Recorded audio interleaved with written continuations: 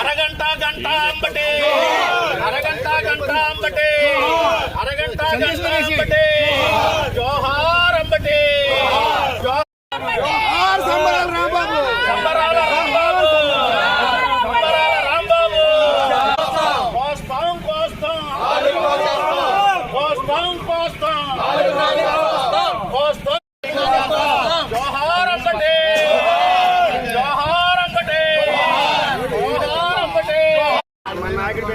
నాలుగు కోస్తాం చెప్పండి నాలుగు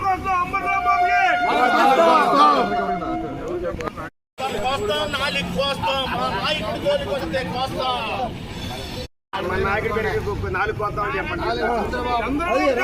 నాలుగు కోస్తాం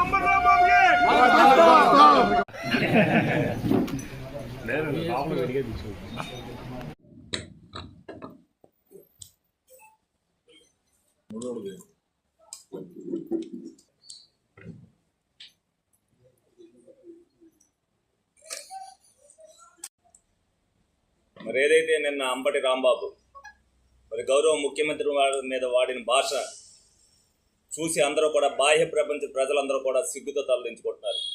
ఏదైతే ఎత్తనైనా ఒక మంత్రిగా ఆంధ్రప్రదేశ్కి చేసింది, ఇదివరకు చేసి ఆంధ్రప్రదేశ్ పరువుని దిగజార్చిన వ్యక్తి ఎవరైనా అంటే అంబటి రాంబాబు.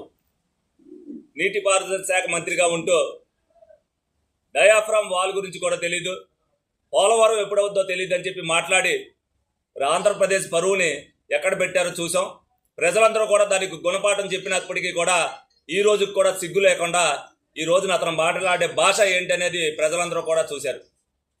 వైసీపీ నాయకులకి 1924 వరకు ఎప్పుడు కూడా రాజకీయాల్లో ఇటువంటి భాషను ఉపయోగించడం తెలియదు.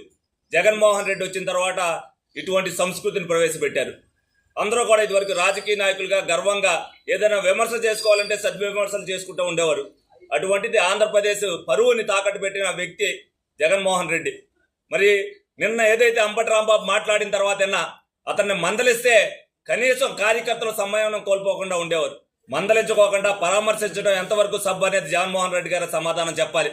అంబటి రాంబాబు కూడా ఏదైతే కనీసం చెప్పడానికి కూడా వీళ్ళని భాషలో మాట్లాడి కనీసం ప్రాయశ్చిత్తం కూడా పడుకోకుండా పోనీ ఏదో జరిగింది అనుకోకుండా నేను మాట్లాడనే మాట కూడా మాట్లాడకుండా సిగ్గు లేకుండా మళ్ళీ రాత్రి కోర్టులో మళ్ళీ ఏదైతే ఉన్నారో వాళ్ళ భార్య చేత మరి పిటిషన్ వేయడానికి వెళ్ళారు అని అంటే మరి ఏంటి మాట్లాడిన భాష ఏంటి అనేది ప్రజలందరూ కూడా గుర్తిస్తున్నారు.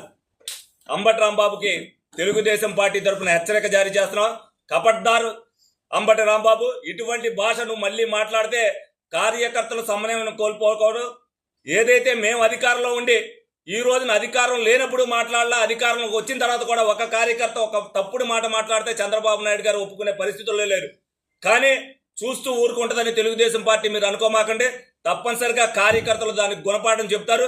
మీరు అధికారం లేకుండా ఉండినట్టుగా మీరు బిహేవ్ చేస్తూ మీరేంటంటే ఉక్రోషమతనంతో మాట్లాడుతున్నారు. మీకు ఎలాగో మళ్ళీ అధికారం రాదు, ప్రజలు 11 సీట్లు కూడా ఎవరైనా సందర్భంగా మీరు ఇటువంటి భాష మాట్లాడుతున్నారు మేము అందరం కూడా అనుకుంటున్నాం. తప్పనిసరిగా దీనికి మూల్యం చెల్లించుకోవాల్సిందే. మరి నరసరావుపేట ప్రజలు కూడా తప్పనిసరిగా గుర్తు పెట్టుకోవాలి. మేమే కాదు నాయకులుగా ఖండించడం, ప్రజలు కూడా ఇటువంటి భాష మాట్లాడినప్పుడు నియోజకవర్గ ప్రజలు కూడా బహిష్కరించవలసిన పరిస్థితి అంతేనా ఉంది. కనీసం ఇతనికి భాష నేర్పడానికి ఆంధ్రప్రదేశ్ ప్రజలు భాష నేర్చుకున్నాక ఆంధ్రప్రదేశ్లోకి రావాలని చెప్పి అంబటి రాంబాబు మీద నిరసన తెలపాలని చెప్పి సందర్భంగా తెలియజేయడం జరుగుతుంది. దాడి చేసింది కూడా వాళ్ళే.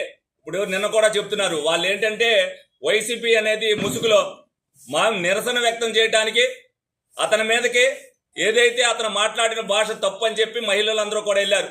ఈ ముసుగులో వైసీపీ గోండాలే ఆ కారుని ధ్వంసం చేసి వాళ్ళు ఏదైతే తెలుగుదేశం కార్యకర్తలు చేశారు, చంద్రబాబు నాయుడు గారు నేర్పిన క్రమశిక్షణకి సమన్వయం అనేది కోల్పోతారు తప్పితే అటువంటి దాడులు అనేది తెలుగుదేశం పార్టీ కార్యకర్తలు ఎవరో కూడా చేయరు.